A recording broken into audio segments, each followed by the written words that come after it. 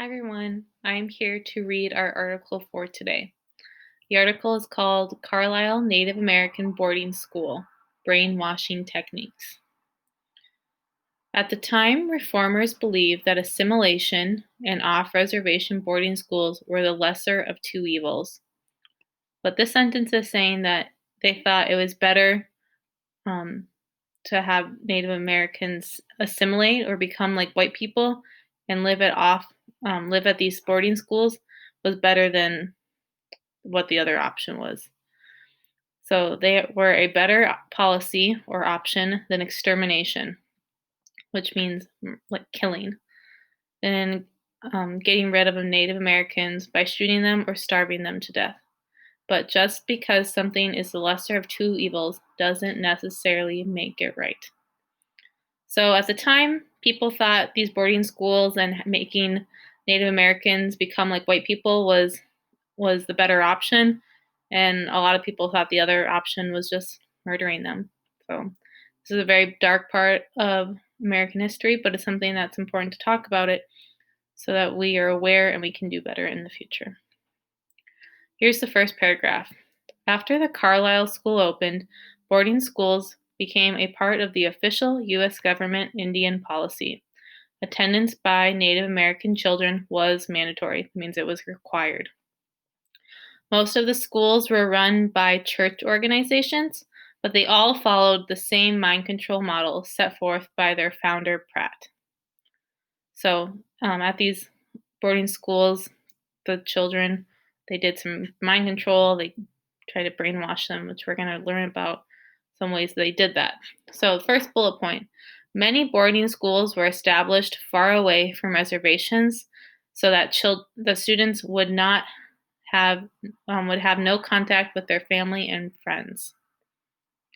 Bullet point number 2, families were discouraged from visiting, and in most cases, students were not allowed to go home during the summer. So, not only are they far away from their families, but basically they're not allowed to see them. Number 3, Indian boarding school students wore military uniforms and were forced to march.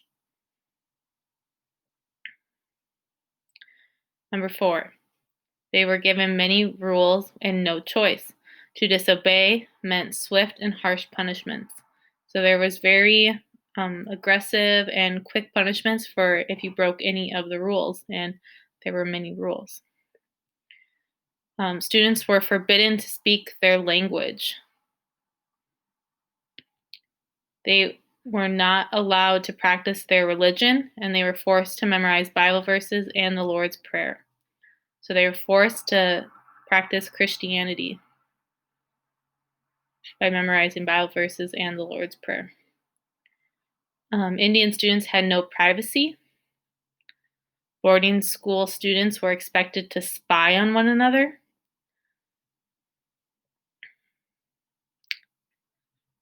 Students were taught that the Indian way of life was savage and inferior to the white way. It was worse, it was less than the white way. They were taught that they were being civilized or raised up to a better way of life.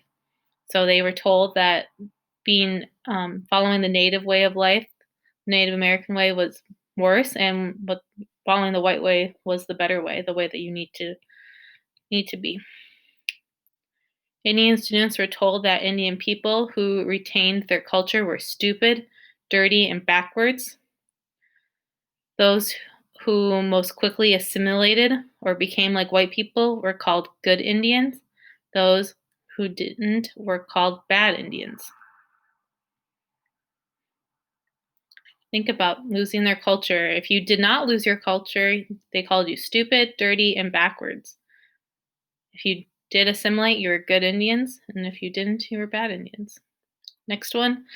The main part of their education focused on learning manual skills, such as cooking and cleaning for girls, and milking cows and carpentry for boys. Carpentry is like building things out of wood. Students were shamed and humiliated for showing homesickness for their families. So if they missed home and they missed their family, they were shamed and humiliated. Last one, when they finally did go home, as to be expected, many boarding school students had a difficult time fitting in. So when they did get to go home, they didn't really fit in with their home culture, with the people there. Let's move on to page number 2. First paragraph here, hundreds of children died at Carlisle Indian School. While some died from diseases foreign to Native Americans' immune systems, like tuberculosis, pneumonia, and smallpox, others died while attempting to escape from the school or from the physical, emotional, and sexual abuse or malnutrition.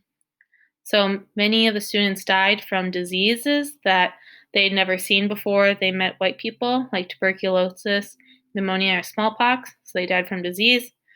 They died trying to escape, or they died from abuse, or from malnutrition, which means not getting enough food and water.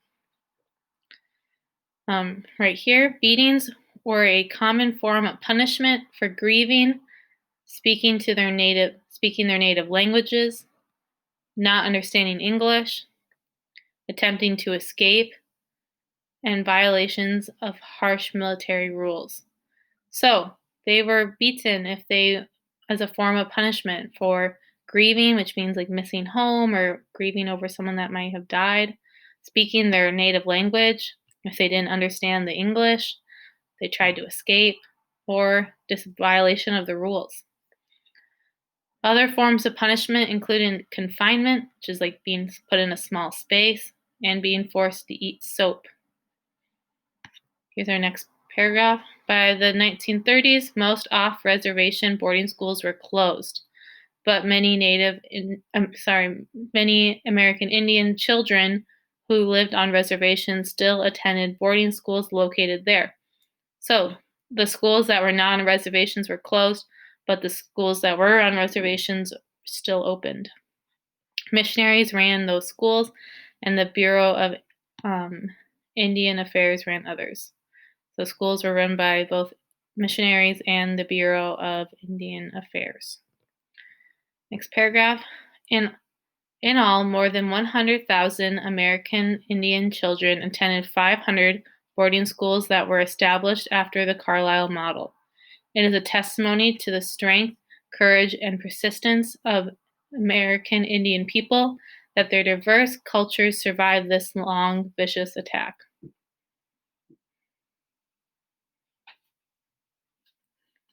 Here's a picture to look at.